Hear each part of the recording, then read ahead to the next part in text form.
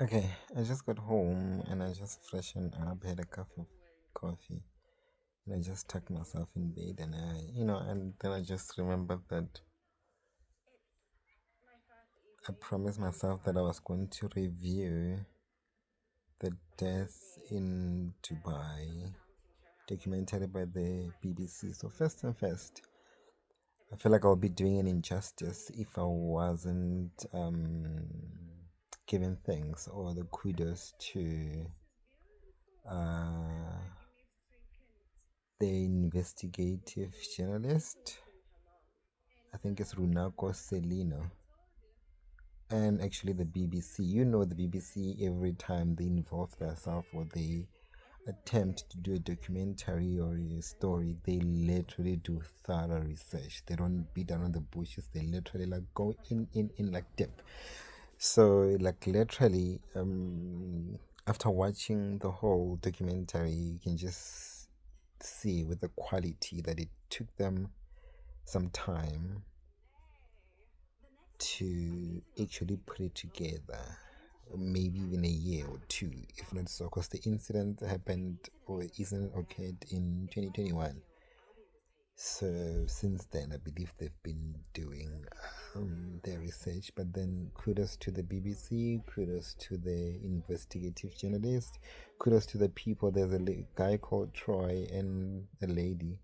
I'll just rewatch and just kind of get her name. There's like three people that were literally before even the BBC got involved, like in the process of those chicks that were abducted to Dubai. They've been trying to sort of like help relieve or help other chicks that were captured to escape. So which is a good thing. And I know Troy, and I just saw yesterday with some TikToks and also on Twitter or X, so as to say, that he was actually catching the heat. Hmm, I don't know. I have like this black spots. But yeah, I'll properly review the documentary. I promise to do it today, honestly. Uh, I cannot reiterate more that you guys just need to check out that Death in Dubai Patapati documentary, the BBC documentary.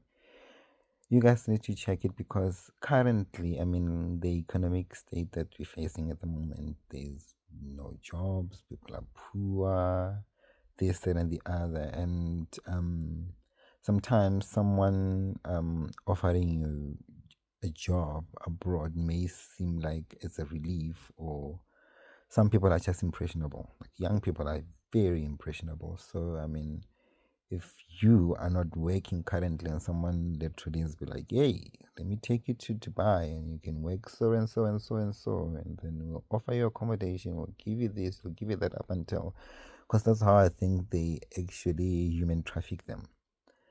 So they made this false jobs and whatever. They'll help you with the visas, with the IP. The documentation will be like legit.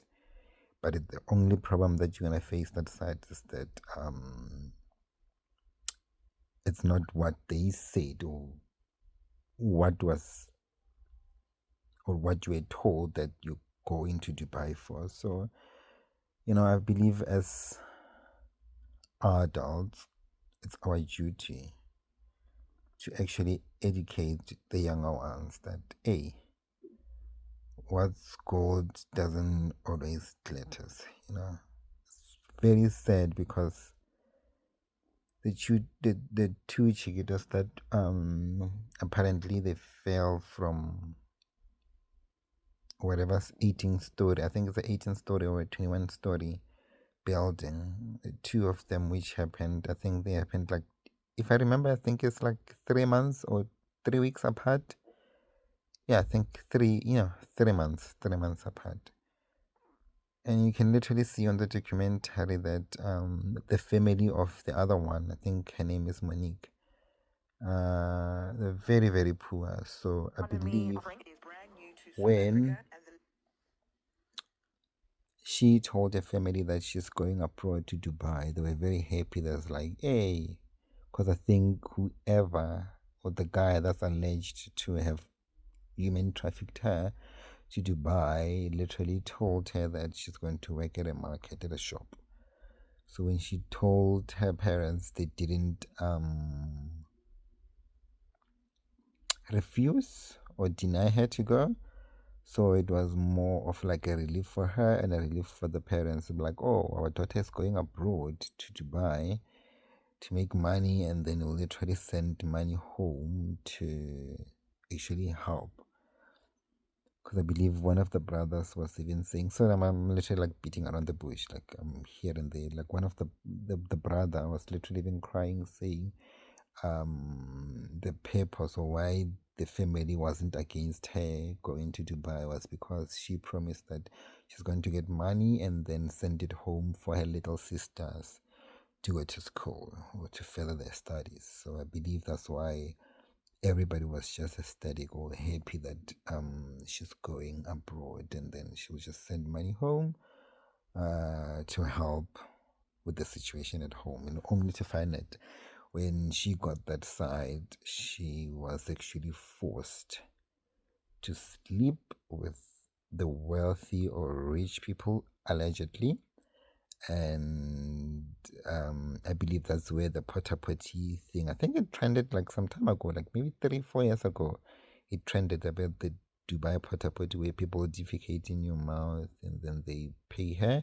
But the thing is, even though they paid her, let's just say it's a decent amount, whoever the guy that allegedly trafficked them was the one receiving the money. So basically, you're just a tool that gets used. They defecate in you, but you don't get anything in return. So I feel like that's what hurts the most. So there's actually two chicks. I think one is Kayla and then one is Monique. They both died, and Kayla's body was repatriated to Uganda, but then the family got the closure of actually burying the body. But then the problem was with Kayla is that wherever she's buried in Dubai, they didn't label the grave, so it was unknown. So I think the family still hurt because there hasn't been that closure. The family still think, or just because they haven't had that closure, they're still going with maybe she's alive. They're just hoping that one day she'll just call and say, "Mommy, I'm alive and I'm coming home." They're still waiting for that. But even though there are people, or there are few people, maybe 2-3 people, I believe Troy doesn't know that she's dead. And then also because there was actually a video that's like a 2 seconds or a 3 seconds video, you can't really tell what's falling, but it's whatever that's falling, and then there's a voice or a screaming of a lady say ah, and then all of a sudden it goes silent. So that's belief that it's Monica falling from a 18-story or a 21-story building. But then at the end, what literally like caught my attention was the investigative journalist. I believe with most documentaries that you see in South Africa, not necessarily like documentaries, but even with the shows, the talk shows, where at situations where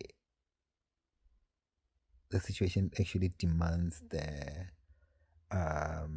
what do you even call them, the presenter. It's a situation where it demands the presenter to be a little bit compassionate and show a little bit of emotion, but because they're not trained, you can literally see that there's a division or there's a mismatch, or the presenter doesn't sound concerned or compassionate enough. But with the presenter, the BBC presenter, she was so exceptional to an extent that she even before, after filming the documentary, she was like, I cannot leave.